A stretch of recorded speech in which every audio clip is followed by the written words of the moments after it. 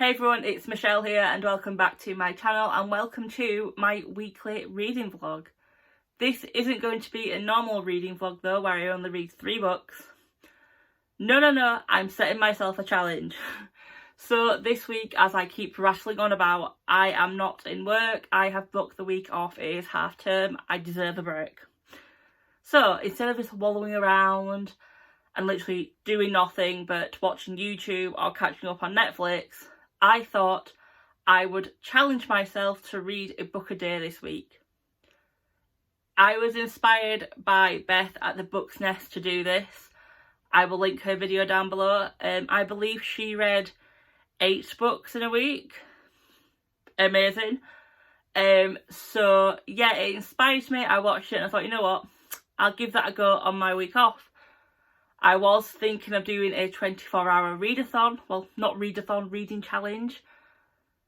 Still thinking about that. Probably not going to do it. But you never know. So I bet you're wondering, Michelle, if you wanted to read a book a day for a week, that must mean 7 books. I'm not counting Sunday. Sunday I want to rest. So I have planned to read 6 books this week. So the books are Burn Our Bodies Down by Rory Powell, The Switch by Beth O'Leary, The Island by C.L. Taylor, The Borgias by Paul Strathern, Cast in Firelight by Dana Swift, and The Mask Falling by Samantha Shannon. These 3 are obviously on my TBR for February anyway, and then these 3 are books that I wanted to get to. So to make this challenge easier on myself, I have broke these books down into 50-ish pages of sections. Where I'm saying ish is some of them are like 60 to 70. That is so I'm going to do each section as a sprint, then get up and do something else and then come back to it and read the next section. This is so I don't sit there thinking, oh my gosh, all I'm doing is reading all day, every day. Probably what I'm going to end up doing anyway, but you know, it's to try and inspire myself to maybe go do something else like cleaning or cooking or reading. Well, not reading, eating or sleeping. As I said to my boss before I signed off, my 4 things I want to do this week in order: read, sleep, clean, eat.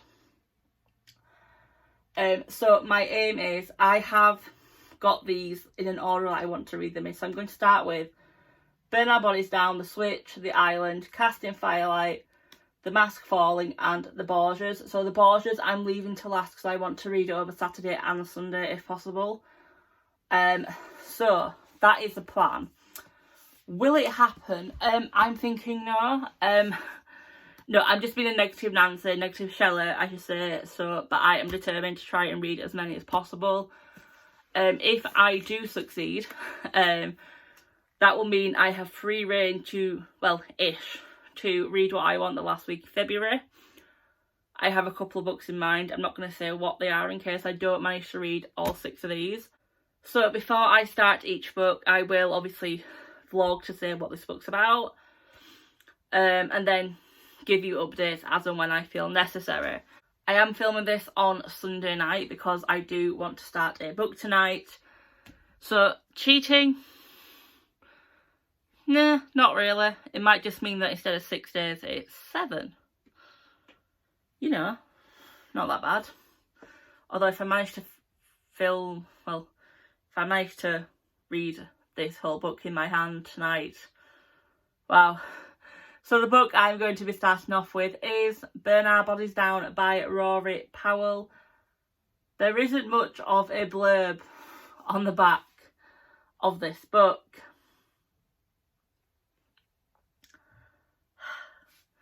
So I have had a look on Goodreads. Well, I did have a look on Goodreads a couple of days ago, and from what I can remember, this is a story about a girl who, growing up with a single mother, never knew anything about her mother's family. Every time she asked, her mother's kind of brushed her off. Apart from this time her mum hands her a picture and it links to a small town. The girl goes there obviously and finds out family secrets and questions things, and you know, typical YA, I think this is stuff. If it's not YA, typical adult stuff. So yeah, I'm intrigued to read this book. So again, there is 6 sections, so it should be doable. I hope to read the first 2 tonight and then carry on tomorrow.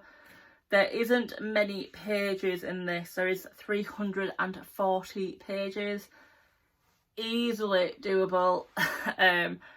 I have been known in the past to read 400 pages in a day, which is why I'm thinking I could easily read a book a day.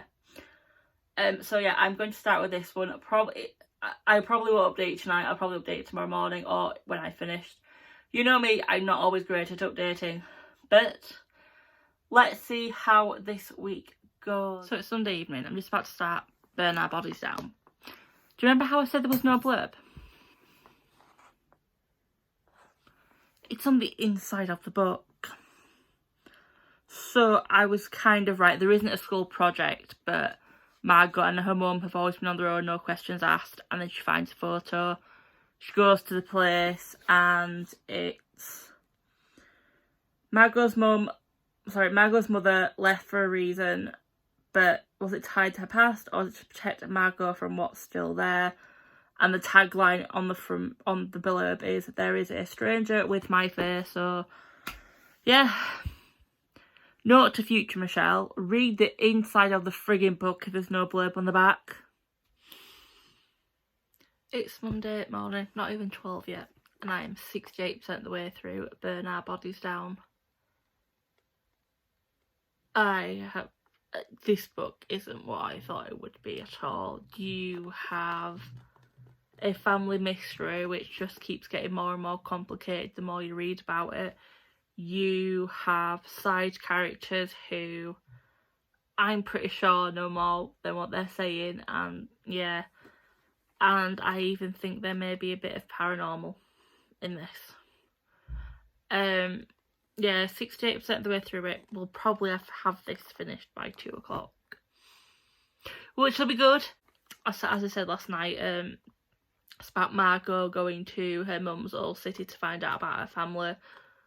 Oh, basically it turns out that every girl in the family looks exactly the same, down to the streaks in her hair. Her mum has a twin that she was never told about. Sounds like her mum was a bit abusive to the twin, but then according to grandma, the twin was abusive back to mum.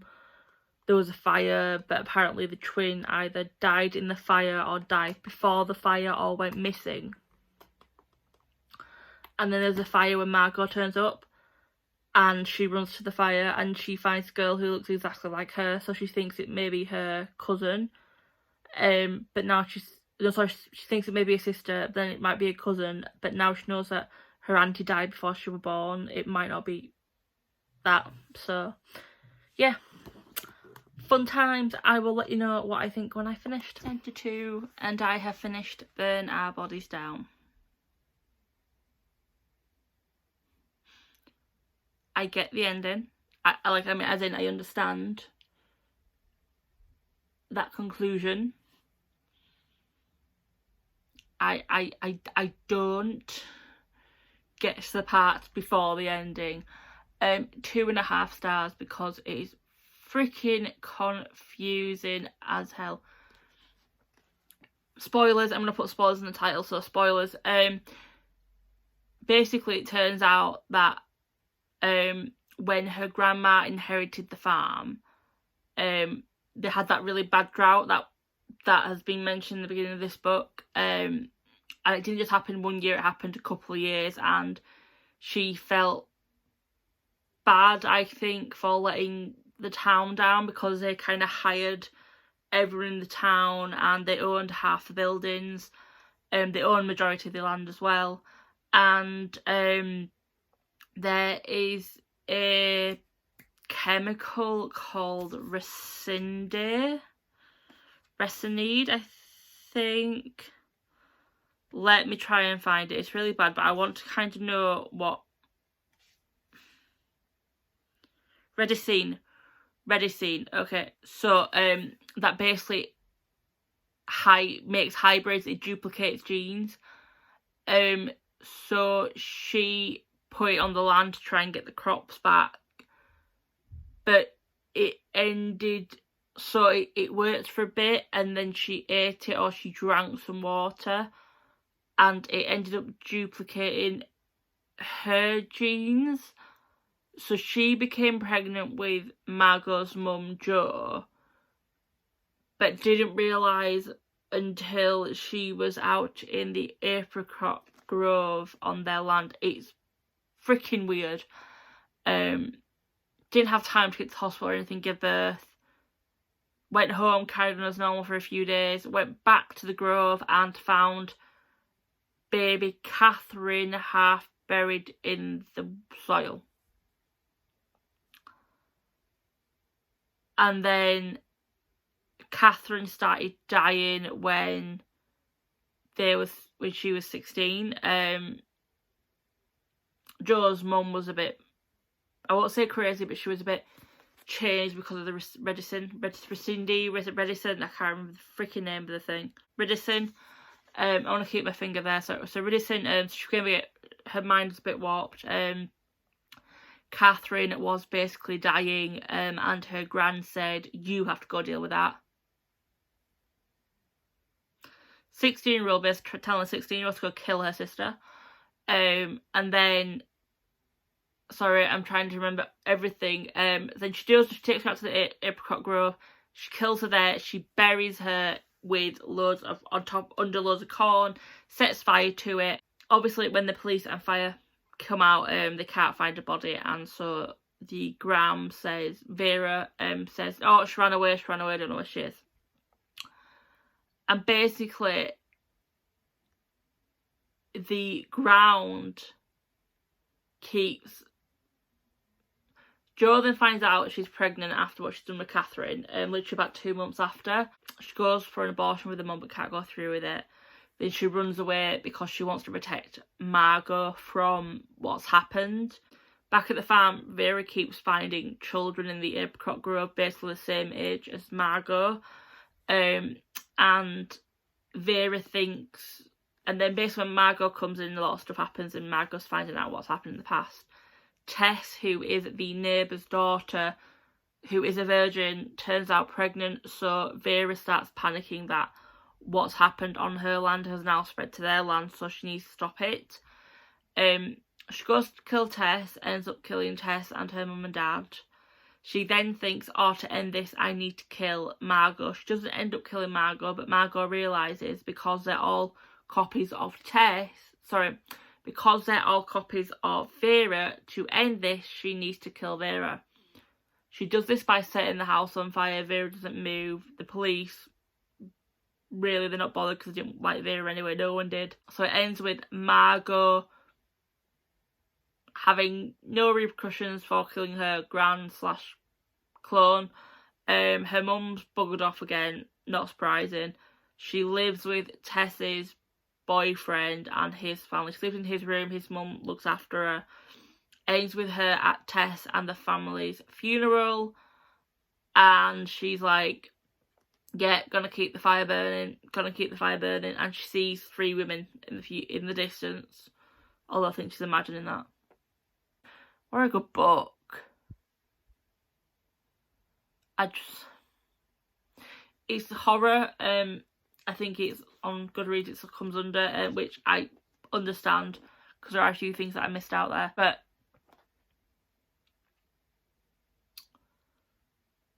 I think because it was so unbelievable that I was like, and I think that's why I didn't enjoy it, because it was so unbelievable, and it was seriously like,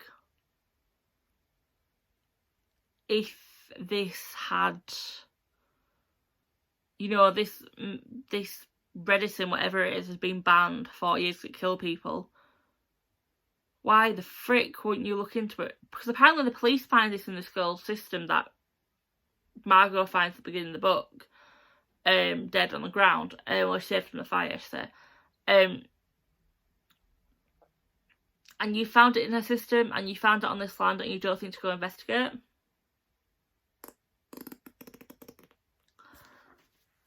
So yeah, 2.5 stars. I'll make my notes, and hopefully my wrap up at the end of the month, it will make more sense. Yeah, so basically that means 1 book down, book 1 complete. I could just wait until tomorrow to start book 2, but I don't think I am. I think I'm going to write up my little notes in my book journal, well, reading bullet journal. It is just notes in my reading journal, so that's why I'll never probably show you. If I do, it probably won't make sense. It's very untidy.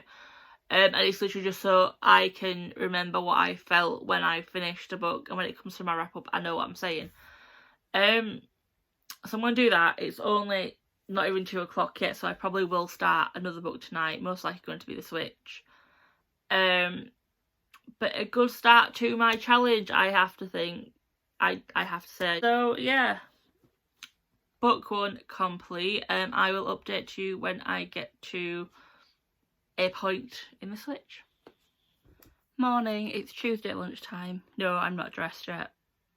Do I care? Not really. Started The Switch last night and read a bit more today. So I'm about 3/4 of the way through it. So in this book you follow a granddaughter and grandmother who basically swap lives because the granddaughter has a bit of a nervous breakdown / anxiety attack at work, and they say to her, you've got to have 2 months off.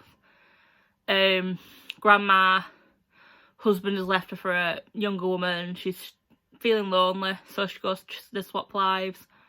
You find out very quickly this is a family dealing with grief. The sister of the granddaughter died, I think it was about just over a year ago. And she, to cope with it, chucked herself into work.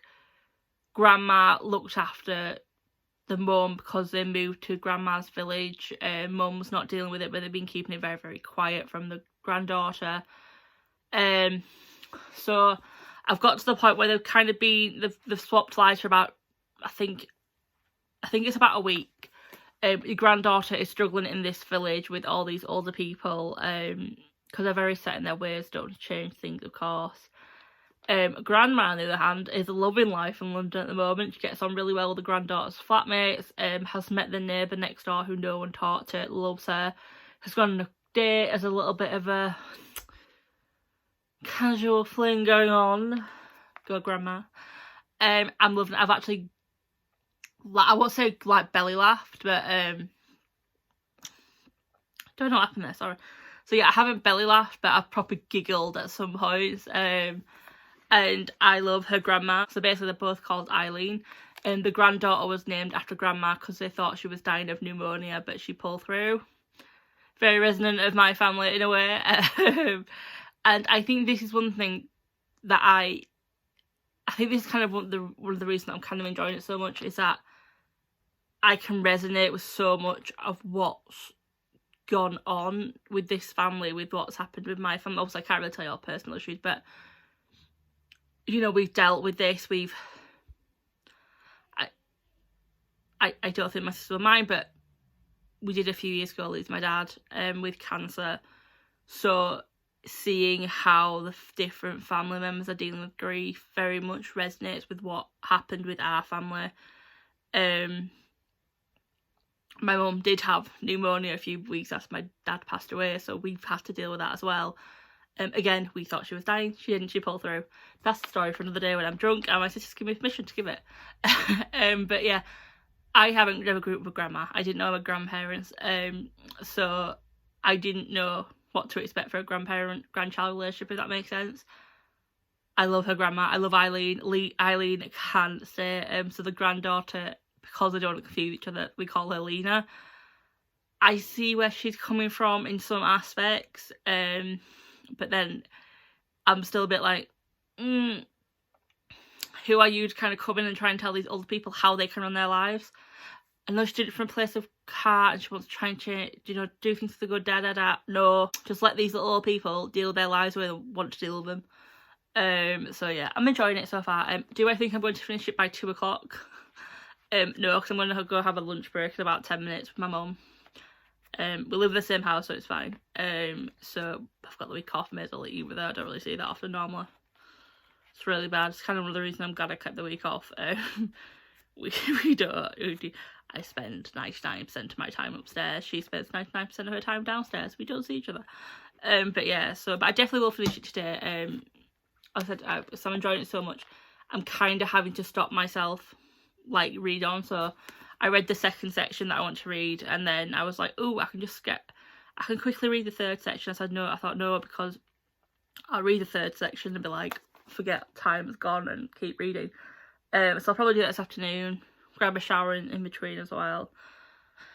Gonna be honest, didn't really read much until 11:30. I had a really late morning. I liked it. Yeah, that's my update for now. Obviously, if it changes, or if there's anything that like, oh my god, I need to record this. But yeah, so far so good. Am I liking it as much as the flat share? I think I'm liking it more than I did at this time in the flat share. I can't remember what I gave the flat share last year, but I remember I absolutely loved it. So hopefully this one will continue being as good as it is right now. 4:15. I finished The Switch. Oh my god, I absolutely loved this book. 5 stars. 5 stars across the board. No questions asked. The storytelling was fantastic. The descriptions of places and people was top notch. The characters were lovable and hateable at the same time. The family relationship between Eileen and Marion was lovely. The friendships, the feelings. So obviously, like I mentioned before, there is Carla, the granddaughter who passed away from cancer. And there was one scene in here which I felt like no tomorrow. Basically, Lena and her mum are building their relationship back to where it could be. She goes to her mum's house, struggles to go to the living room because all she sees is Carla's bed with all the chairs around her in the same place. I went through that. Even though I live in the house, I couldn't spend time downstairs. I still do it to an extent now, but not as much because it literally was the exact same as when my dad died. So I felt for Lena then, and then her and her mum going through the photos and kind of changing it a little bit so it's a bit happier. And then when her mum goes to Bali to kind of get her head around things, Lena and the village come together to redecorate it. And that was like what happened with us. My sister came round, we had a big crying / talking, and yeah, the ending was perfect. Ethan, Lena's boyfriend, who was a cheating asshole. Girlies, if you listen to this, I didn't swear. Yeah, so Lena's boyfriend Ethan, who's basically work, nothing to do with the work, he's not happy. Basically her grandma realises he's cheating, says you've got 2 days to tell Lena. He rings Lena and goes, your grandma's mind, she's going crazy, her mind's going. Lena goes to meet up with her friend at the flat because she's like, grandma, I'm not listening to you, and the friend's like, yeah, your grandma's awesome, she's done all this stuff, I don't really think her mind is going crazy. Grandma still has Lena's phone, so texts the bit on the side saying, he's told me what's happened, why? And she's like, I'm really sorry, I don't know how I feel about it, I didn't realise how bad I felt. Ethan then texts Lena going, I thought you were leaving, I thought you believed me. And Lena's like, I don't think so, mate. I love it. 5 stars. Yeah. I do have time to start another book today, but like yesterday, what I'm going to do is fill in my reading journal, potter around for a couple of hours, and then start another book. Most likely The Island by C.L. Taylor, so my plan is to finish that tomorrow, and then that will be my February TBR, complete the 8 books I want to read, done, dusted, fab. So yeah, the aim is to start that today, finish that tomorrow, and then start on The Mask Falling by Samantha Shannon. Yeah. I'll be honest, I really thought by today I'd be failing at this. So 2 books, 2 days, I'm good, I don't need to panic, carry on what I'm doing, it seems to be working. 5 stars if anyone wants a feel-good book that is so easy to get into, and yes, there's a happy ever after, which is obvious, it's what you expect. Read this book, I love it, yeah, perfect.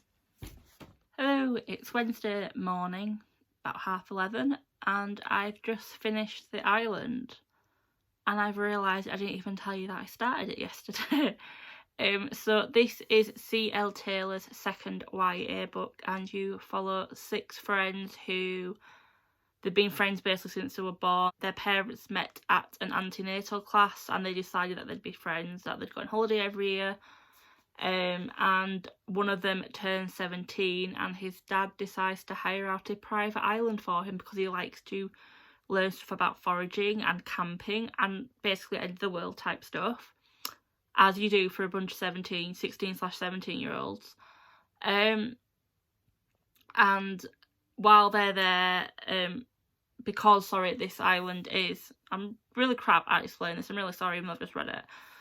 So this island is basically in Thailand and his dad hires a scout / helper for them. They're a guide even. But he dies, and then one by one their phobias start coming true. It was a good book. In this book there is 2 people who you see the story come from. So you see it from Jessie, who her brother died in a fire, I think about a year and a bit ago, because she missed the last holiday. So basically they go on holiday every year as this group, and he died in a fire and she basically saw him die. So she saw him die, tried to get him out of the fire, couldn't, has burns. And Danny is like the de facto, like, not leader, leader of the group, if that makes sense. He's dating Honor, who is another girl in the group. And yeah, and you see this story over a few days. It didn't end the way I thought it would. So, am I going to spoil this one? I'll spoil the rest. I'll put a spoiler warning up. Basically, it turns out that Danny is the only one seeing these phobias take place, because Danny is seeing things. So basically, when Danny was 9, his mother left his father for a man she was sleeping with at work, and one weekend she was dropping Danny back off with his dad, and they were in a car accident and she died in front of Danny's eyes. Danny, ever since then, has been absolutely terrified of death, keeps imagining the worst has happened. So because they are alone on this island for a week without their guide, he starts imagining that all these horrible things are happening. He ends up kidnapping, I'll say it in commas because Honor, to keep her safe. And he's like, oh my god, it's just one person in the group doing all this. And when they find him, and that Jessie is the only one who can talk him through everything, and she holds him, and basically he's got PTSD. Honor splits up with him, obviously, and that's how it ends. So it ends with you seeing him in a counselling session, and then the last chapter is Jessie at her brother's grave because she hasn't been before. It was good. It was definitely good. It was a 4-star. Obviously it's a YA book, so I can't really critique it too much. I can critique it from like an adult view because apparently I'm an adult, but for a YA book, this isn't for me. So good to it's a bit like Dreamwalker from January, because it's not aimed at me. When I rate it low, yes, I can say what I didn't like about it, but that's not for me to say. I'm not the target audience. I think for me, the thing is, I'd have liked this more if you'd have seen the week through the different eyes. Like literally, if you'd just seen Honor, so Honor, you get one chapter where you realise it was Danny that kidnapped her. I say inverted commas because you know what, that poor boy is under so much stress, so much to see exactly what was happening. His dad should have forced him into counselling. His dad's shithead for doing that, for not doing that even. So someone should have seen that this poor boy was struggling. I'm sorry, but they should. He was 9. So I think I'd like to see more of Honor. I think like I said, I think I would have liked to see the story in the other 4 of you as well. So along with Honor, Danny and Jessie, there is Milo and Meg, who are twins, and then you have Jefferson, the boy whose birthday it is and the reason why they're on the island. Yeah, so I think I would have I think that's the reason it's not a 5 stars, because you don't get to see all the different viewpoints. And there are basically at the beginning of this book there's an incident where they're at a hotel and two boys come to talk to Jessie and Honor. One of them starts putting moves on Honor, putting arms around her, doesn't let go, being very salty. And Jessie decides, instead of just shouting and telling them to get the feck away from her, she's going to grab a chair leg and sit on it on the boy's hand. And suddenly the boys end up realising where they are on this island. The island, because there's only one island near Thailand. And they manage to rent a boat and come out to get some revenge. And then when they go back to the island, when they go back to the mainland, the parents realise where they've been and decide to come and rescue them.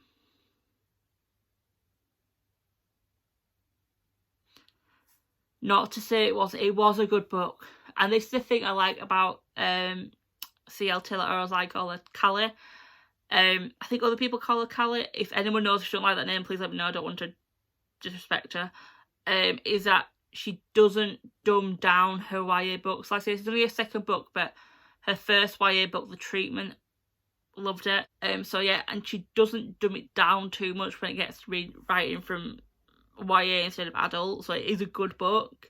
But yeah, like I said, I can't critique it too much because it's not written for me. But I thoroughly enjoyed it. What that does mean is that I am on track to read the 6 books this week. So basically, I'm going to now do my reading journal, write my little notes up. I have a little, I'll grab it for you. I have a little page for this week. Hi. Hey. I might keep that in, people might think I'm weird. So basically, what I've done for this week is written a page, so 6 books in 6 days. And basically, it's just like that. I'm just keeping an eye on stuff. So obviously, today's 17th, so I need to write the island, the page count, and I've completed it. So I'm quite liking this because it's showing that what I've done. It also, I did get the date wrong. I put the 14th, the 20th to the 15th. Never mind me. It also means by completing the island, I have completed my February TBR that I had to read.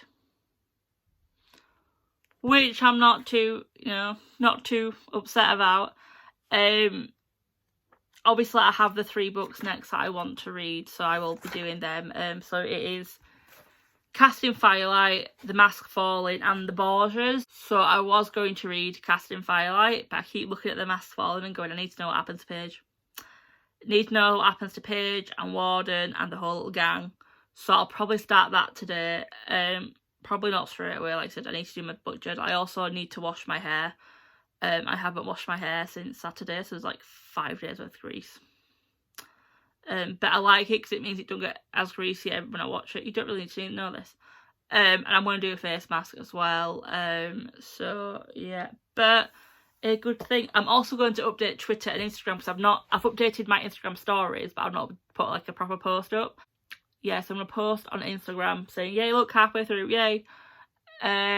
Also need to update Goodreads, obviously, as well. So what seems to be happening is on a night, I'm only reading, like, one section of my 50-page sections of my next book. So I'm literally giving myself an afternoon off and an evening and only reading, like, before I go to bed.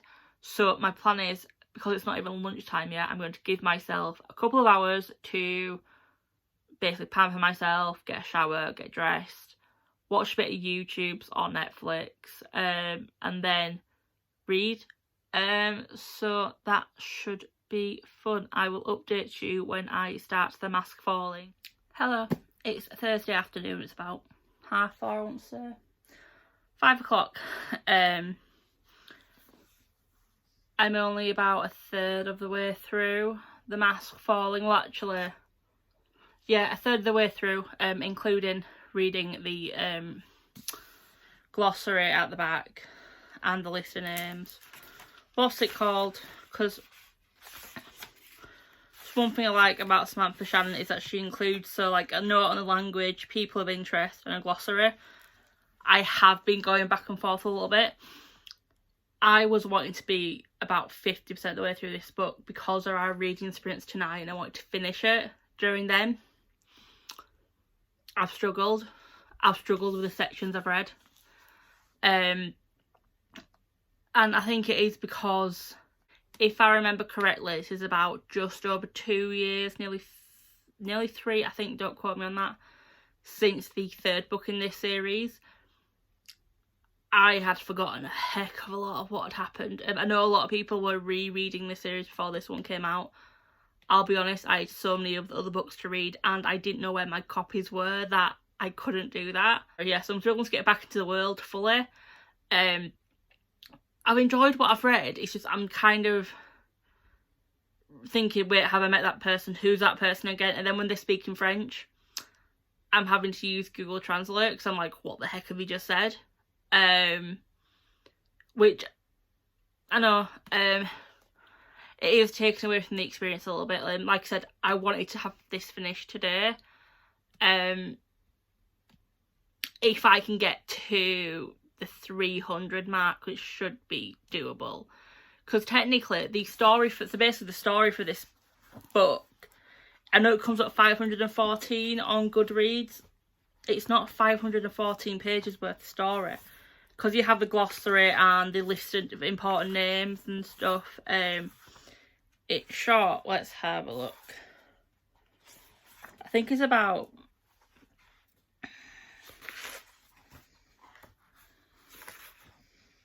yeah, so 466. So basically, if I can get to over 300 pages read, and I'm on like 132 at the moment, 133. So if I can get to 300 pages read tonight, over the 300 page mark, there, I will be a happy bunny. If I can get over 300 pages in the book, I'm not reading through it over 3. If I read like 433 pages tonight, good gosh, I will be surprised. So if I can get to that tonight and then have 150 to finish off tomorrow, I can do that in 2 sprints. Doable. And then I can move on to cast In Firelight. My plan was always to finish the Borgias last this week and to do that on Saturday. So I can get the rest, I can get another good chunk of this read tonight. So there's my little tabs to my sections. So if I can get to, because I think the green section's where it hits 300. 298, yeah. So if I can get to the green section, or the green tab I should say, if I can read that chunk of pages tonight, and then, like I said, that's 298, so that'd leave me about 170 pages, let's just say, to read. To finish this off, I can do that tomorrow morning. I'll be honest, I woke up really late today, so I didn't get much reading done anyway.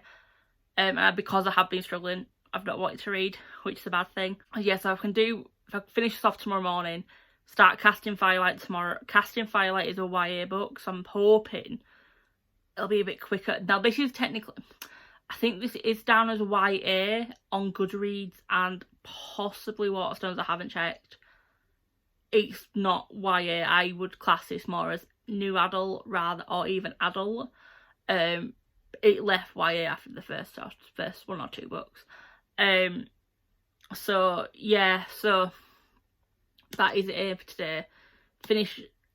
Get as far as I can really with this tonight, and then finish this tomorrow, read Casting Firelight tomorrow, and then do the Borgias on Saturday. I will consider it a success if I get to over 50% of the Borgias on Saturday, if I'm honest. I normally give myself till Sunday afternoon anyway, well, Sunday lunchtime to read, so that should be doable. So I should be able to, like I said, if I get to 50%, I'll class it as a success. I've completed it this week. Am I still feeling confident that I will complete the rest of these 3 books? Well, 2 and 2/3 books this week. No, if I'm honest. I think it has come as quite of a shock that I've struggled with this one, because I enjoyed this series so much. And I know Samantha does plan these books to be released every 2 years, so I should really make a note that, when it's coming up to release date, I need to reread the series. And if I continue liking this book and I continue with the series, that is something I will do. Well, plan to do. If I do or not, let's see. But it's also put me off it a little bit, if I'm being honest. And I know I shouldn't read Goodreads comments, I know, but there were a few comments on there where the person was like, I'm not, the Bill people I should say were a bit like, I'm not sure if I'm carrying on with because of the wait, which is understandable. But then it's understandable why she does it so long, because she plans it so well and she writes so well, and it's like a double-edged sword, to be honest with you. But yeah, so that's the plan for the rest of this vlog. And is it really bad that I've already thought about what books I want to read next week because I've finished my TBR? Stop thinking ahead, Michelle. Right, so yeah, it's now gone 5:10. The reading sprints tonight start at 7, so if we go from like 7 till 10, that's about 3 sprints. I've tried sprinting yesterday and today to get to where I am now, and I did 45 minutes each, and this is how bad it shows I've not really wanted to read this book. I barely got over 50 pages in the 45-minute sprints, which is bad because normally for 45 minutes I'm hitting like 70-80 pages, which shows you that I am actually having to stop and go, hang on a minute, I need to check the back, or I need to go on Google Translate. So let's just say 3 sprints, that's 150 pages. It won't get me to 300, it'll get me near to that green, so I need to pick up the pace a little bit. Hopefully once I've reached the 200 page mark, I won't need to like kind of keep stopping and starting, remembering names, remembering what happened. Probably will still need to use Google Translate, but hopefully I won't need to stop and start so much, and I will reach the green bit. Right, I'm gonna go because I've got dinner cooking, and I do want to read a bit before the sprint start. So yeah, I'm going to go. It's 5 to 6 on Friday evening. I have 44 pages left to read of The Mask Falling. I have had 44 pages left to read since 4:45 when I took my last 10-minute break.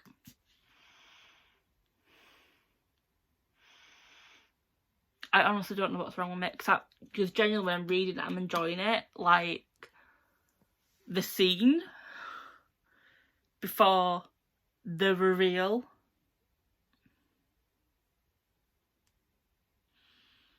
made me blush a little bit, I'm gonna be honest.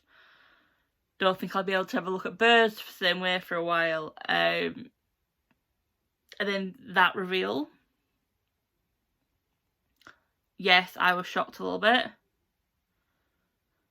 And then this is a bit spoilery, and then the reveal that the person she was meant to kill was the person who saved her when they tried to get the prisoners. Kind of saw that coming, didn't see the other reveal coming. I know I've been really, really spoiler for the other books, but for this one, because it's like book 4 in a series, I feel like anything I say now spoils the other 3, so that's why I'm being a bit vague, but I don't know what it is. It's like I said, I'm enjoying it when I'm reading. I said today to myself, I wasn't going to make myself take breaks, I'm just going to read. But I had to keep making myself take breaks because I went 2 hours at one point without drinking or going to the toilet, and then was wriggling my little ass while I was sat in the bed because I need to go wee. So it's nearly 6 o'clock. I will finish these 44 pages by 6:30. Hell or high water, they'll be finished by 6:30. I will be starting Cast in Firelight tonight. I want to get 2 of the 50 plus page splits, whatever it is, read, so that I can finish that tomorrow and then start the Borgias tomorrow. Like I said yesterday, if I get to 50% of the way through the Borgias by the time we go to bed tomorrow, Saturday, this week will have been a success. Because that book, and I was so tempted to change that book for something else, because I was like, I've always said when I've started reading that book, I wouldn't force myself to read it within a month if I didn't feel up to it. So I might end up changing it, I might not. So my next update will be within 33 minutes saying I finished this, giving my final thoughts. I have a star rating in mind. I don't think it will change too much. Yes, it is the 4-star rating I mentioned before. but parts of me do want to give this 3.5 stars, which I'm kind of forcing myself not to do at the moment. So let's see what happens, and then I will probably update you tonight where I get with Cast in Firelight. Once I finish this, I want to get something to eat and have a bit of an hour or so break from reading before I start Cast in Firelight. My hope is, because Cast in Firelight is YA, and I do tend to find myself reading YA books a bit quicker, I won't feel it as much as a drag. So I will see you in 30 minutes, because I've talked 3 minutes and cut 3 minutes out. I will see you in 30 minutes when I tell you my final thoughts. It's 6:30. I finished it. Nothing has happened to make me change my mind for 4 stars. Some things have happened where I'm just like, what? Where, what, who, how, and why? So that is my thoughts on that. I'm going to go eat now, and then I'm going to start on the Candle. Cast in Firelight, that's the name, but is it Cast in Firelight? I don't know if that's the name. Here we go. So yeah, I will update you when I have got some way through that book. Hello, it's Saturday lunchtime and I have 146 pages left of Cast in Firelight, and then I'm finished. I read 106 pages last night and I've read 173 this morning. I'm enjoying it. Like I said yesterday, it is a YA book, so I am going through it a lot quicker. There's a lot of fight scenes, I'll say, with magic in this, and obviously in the synopsis, Adra and Jatin kind of pretend that they're different people to each other when they meet. Jatin realised quite quickly that Adra was Adra. Adra's not realised that Jatin is Jatin yet. She still thinks he's his guard and she's falling for him, and she's like, I can't do this, I'm going to marry someone else, I'm going to marry someone else. I'm like, there's some enemies in here that you don't see. So basically, Adra sells like Firelight for the poor, but that put her at odds with a neighbouring country who is Jatin's uncle, and someone's been stealing it and selling it, and it turns out it's this gang that basically is running like the east side of Adra's kingdom. We realise some of her guards are involved. She's also been working with Jatin's dad at an underground fight ring, and there's people there that she liked, that she thought were friends but aren't friends. And yeah, it's good. I'm liking it. So I'm gonna get dressed, go shopping, and then I'm gonna finish this afternoon, probably by about 4ish, if I'm honest, because I read over 100 pages within 45 minutes. So yeah, so most likely gonna have this read and finished by 4. And then I'm gonna start on the Borgias tonight. Steph at Steph Loves on Twitter. I know she has a YouTube channel. I'm really sorry I can't remember the name of it, but I will link it down below. She is doing reading sprints tonight at 7, so I'm hoping I can start the Borgias and then carry on reading that through the reading sprints. Like I said the other day, if I get to 50% of the Borgias tonight, I will be happy. I will think of this week as done, as completed. So that's it for the moment. So I'm going to go now, get dressed, do my shopping, come back, finish Cast in Firelight, probably have like an hour break to do my reading journal, get my thoughts down, have something to eat, and then start on the Borgias. Do I have a star rating yet? Yeah, 4. I know that seems to be a lot of the star ratings I give are 4 stars, but I'm liking it. There are some parts where I'm not liking, where, and this is where the stars might change. So I'm thinking that the big bad isn't going to be the big bad. I think that's a red herring, and I think I know who the actual big bad guy is. The insta-love type thing with her thinking, with her and the guard, that she thinks Jatin's a guard. I'm not kind of liking. I've never kind of really liked insta-lovey type things, so yeah. Also, there's like 9 types of magic for the 9 gods in this kingdom. They kind of explain throughout the book, but you kind of forget who's who and what magic, represents what type thing. There is a deities and their powers list at the beginning, which I quite like. I have been going back and forth with them, but it takes me out of the story. So yeah, 4 stars. At the moment, I will definitely be reading the sequel, but yes, I want to stop waffling now and go, and yeah, I will update you next when I have finished.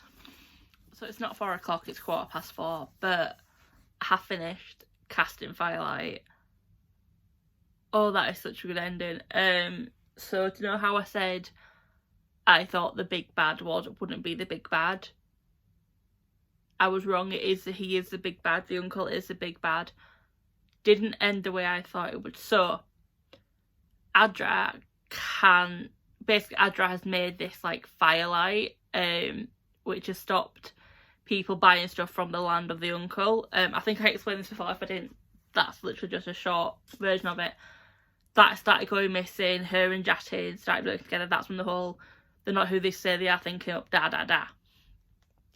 So you have to go through a ceremony, a royal ceremony, to find out who your god will be. So basically the gods claim you, and that's your strength. And royals don't just have one; they have more than one, but they have one senior.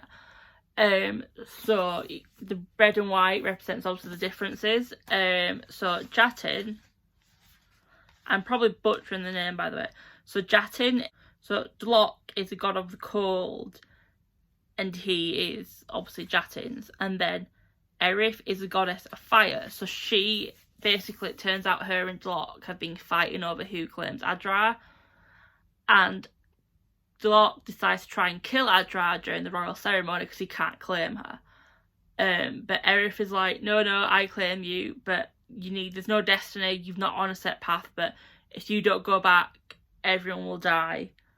So when Adra goes back to life, so there's a dormant volcano. Now, they did mention this, but I didn't really take any notice of it, between Adra and Jatin's lands. The uncle has been putting her firelight into the volcano, and he basically has a forte. It's called, his affinity is to green. So his is the Hitra, goddess of earth. So he worked with his little green magic to put her red magic in the volcano to then make it explode. Adra, because she created the firelight, is able to get the firelight back into her body.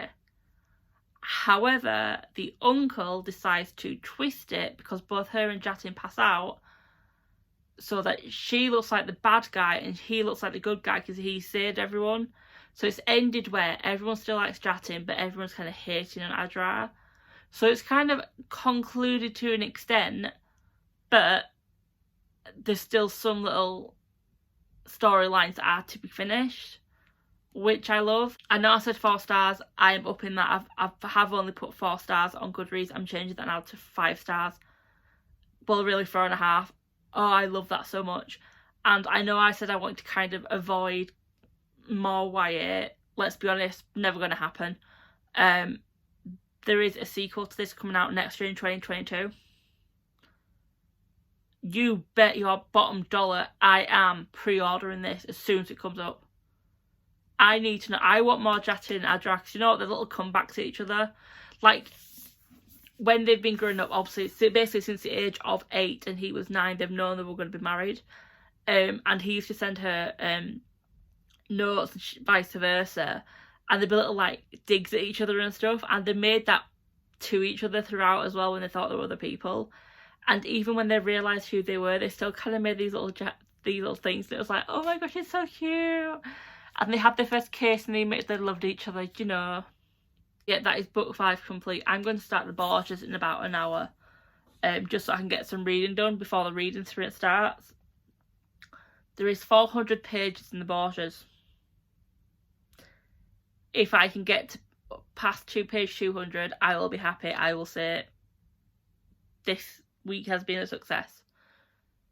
If I somehow manage to get past 250, nearly 300 pages by the time the sprints end tonight, I'm not going to bed early. I'm carrying on and I'm going to read until that book is finished. One more to go. I will update you probably during the reading sprint sometime tonight. Hello, it's 7:30. I read about 10 pages of the Borgias and realised my head wasn't in the right mood for history. So I have decided to swap the last book. So I am now going to read instead When No One Is Watching by Alyssa Cole. And in this book, you can't see me there, sorry. In this book you follow Sydney Green, where she's always lived in Brooklyn, but her neighbourhood keeps changing. To hold on to her community's past and present, she channels her frustration into a walking tour and finds an unlikely and unwanted assistant, one of the new arrivals in her block, and then they look into the history of the suburb, of the community, I think, and that's all I can really read from the back. So instead of 400 pages like there was in the Borgias, there is 352 pages in this. I haven't broken it down into sections like I did with others, but the writing seems a bit bigger, so hopefully I should definitely be able to read this in one evening. The sprints have started from Steph Loves, so I'm going to go and read, and then I will update Instagram once the sprint is on its break, because I did say that I would read the Borgias. Anyway, I'll update you when I'm somewhere into When No One Is Watching. So it's 10:30. I've realised I didn't really give you a good rundown or synopsis of what this book's about. So basically on the back, I'll read you the back of the book. Sydney Green is Brooklyn born and raised, but her beloved neighbourhood seems to change every time she blinks. Condos are sprouting up like weeds, for sale signs are popping up overnight, and the neighbours she's known all her life are disappearing. Sorry for the crack there. To hold on to her community's past and present, Sydney channels her frustration into a walking tour and finds an unlikely and unwanted assistant in one of the new arrivals to the block, her neighbour Theo. But Sydney and Theo's deep dive into history quickly becomes a dizzying descent into paranoia and fear. Their neighbours may not have moved to the suburbs after all, and the push to revitalise the community may be more deadly than advertised. When does coincidence become conspiracy? Where do people go when gentrification pushes them out? Can Sydney and Theo trust each other or themselves long enough to find out before they too disappear? So it is advertised as a thriller. It sounds like a thriller. It says it on the front. It is very much a thriller. A lot of racial, not even undertones, very much, you can see straight away that things are happening that are very much racist, and I can appreciate that. I can appreciate these things can happen, and I'm not gonna say I'm enjoying it. Well, I'm enjoying it, but I'm enjoying it for the thriller aspect. I know people about Michelle Watt.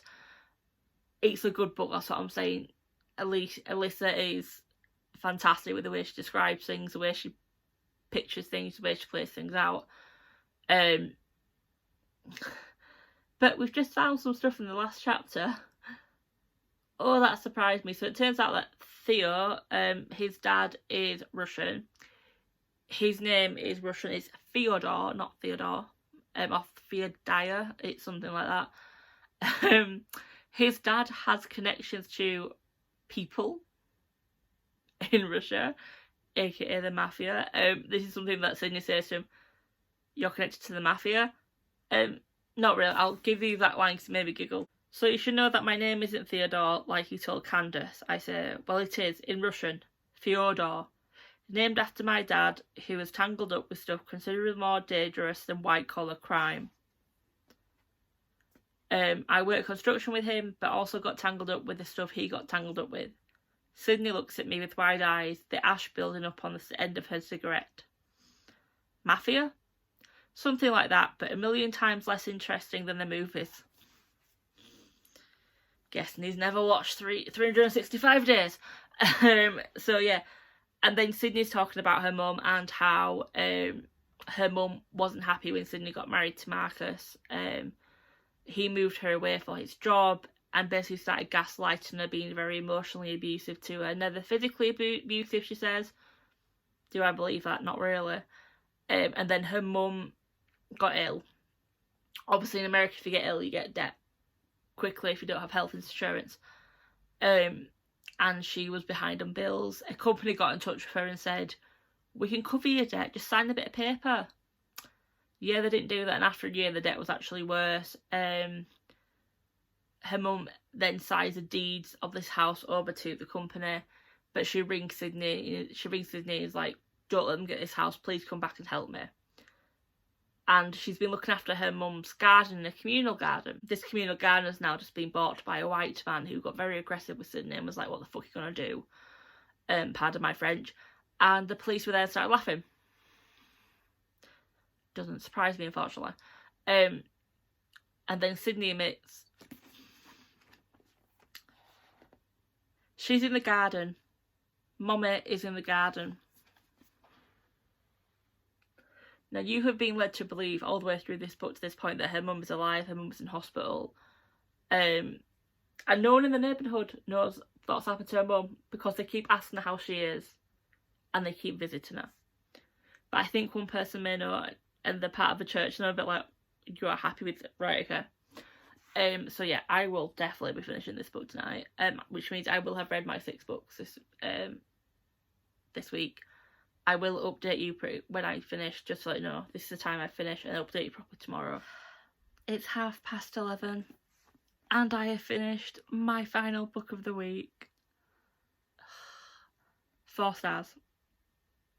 4 stars. The ending, some of the ending laid down a little bit, but I will go into more detail. Yeah, why am I saying go into more detail tomorrow? It was a good ending. It just got a bit cartoonish, I want to say, with some of the ending. And it was very much somehow these diabolical people who have got away with this plan for years, and I mean centuries. So basically, when slavery got made illegal, the people who owned the slaves went into banking business, and basically over the years they've used the banks, law firms, news, property, police, basically for every year, every couple of generations really, to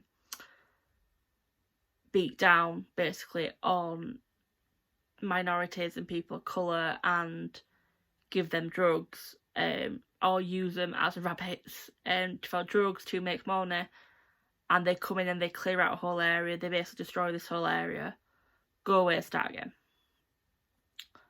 These people who have planned this for years, suddenly one of them leaves behind an iPad that is connected to their talk, and you realise that this is what's happening.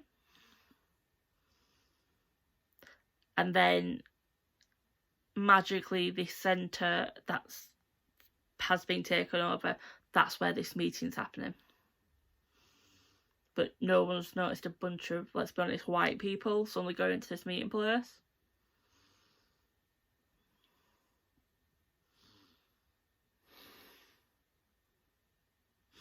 Yeah, it got a bit coincidental, but I still enjoyed some elements of the ending. So yeah, 4 stars. I'm knackered, I'm shattered. I don't think I'll be picking up another book tomorrow. I think I'll give myself a break. This is when I would normally say I'm going to go and write up my notes. I'm not, because I haven't even finished writing up my notes for casting Firelight yet. So I think I'm going to sleep. because there is productivity sprints tomorrow. Maddie at the book browser is not doing it. She's recovering from surgery. It's going to be India, I think. I've not subscribed to her, so I might not be writing that. So I'm going to write up my notes in the morning, do my outro because I'm going to wash my hair because it's a bit greasy. Take my thumbnail picture, edit, and hope to someone that my video downloads or exports to my phone. So I'll also get rid of TikTok again probably to do it, and then I can upload that tomorrow for you all, and then write up my notes, finish off what I need to finish off, and yeah. But I think having completed this is like 352 pages. I've read nearly 700 pages in a day. And I've gone 3 books over my planned TBR.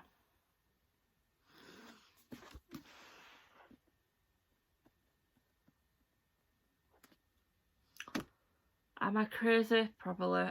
I'll wrap up properly tomorrow when I've slept, washed my hair, actually look presentable and don't have shit lighting. It's Sunday, so time for my wrap up.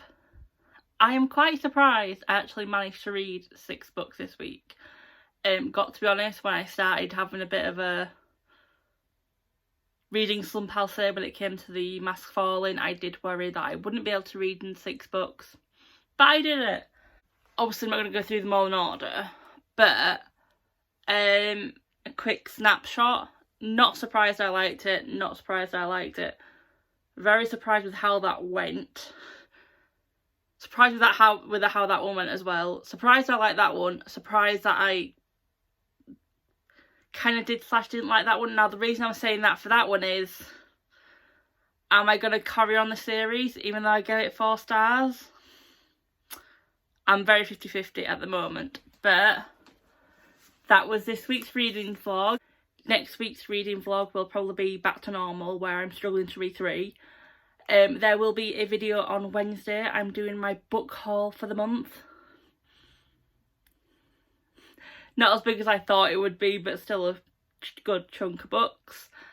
So yeah, that's it. If you like this video, please leave a like. If you want to talk to me about any of the books or make a comment on the video, please do. Any hints, tips or comments will be very, very gladly accepted. If you're new to my channel, hi, my name is Michelle. I ramble about books and I'm not very good at describing them, as you've probably noticed by this video. Until next time, bye guys.